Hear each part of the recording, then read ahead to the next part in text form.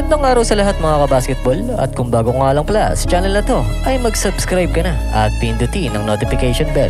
Ngayong Sabado ay maghaharap ang koponan ng San Miguel Beermen at ang Meralco Bolts. So ngayon ay malinis ang kartada nitong San Miguel Beermen at wala pang nagiging talo. 10 winning streak nga sila.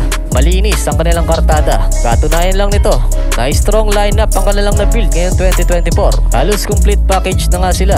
Simula starting 5 at second unit hanggang third unit ay solid nga ang kanilang lineup at bukod pa ron ay healthy ang kanilang mga player. Samantala sa kanilang makakalaban ng Meralco Bolts, pagdating nga sa standing, ito nga ay nasa ikapitong pwesto. Meron silang 5 panalo at 5 rin ang kanilang talo.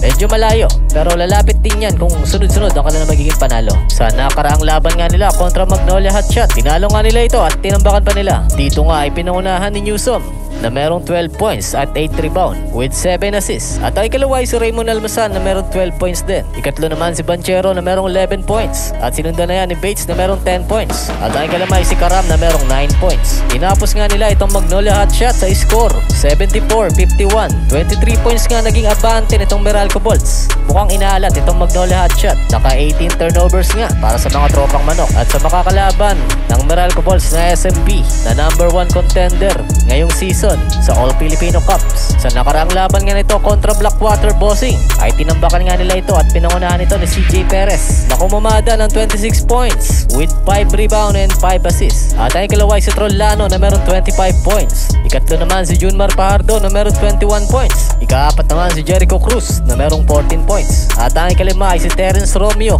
na merong 12 points. Tinapos nga nila sa final score 109-124. 15 points nga naging abante dito ng SMB.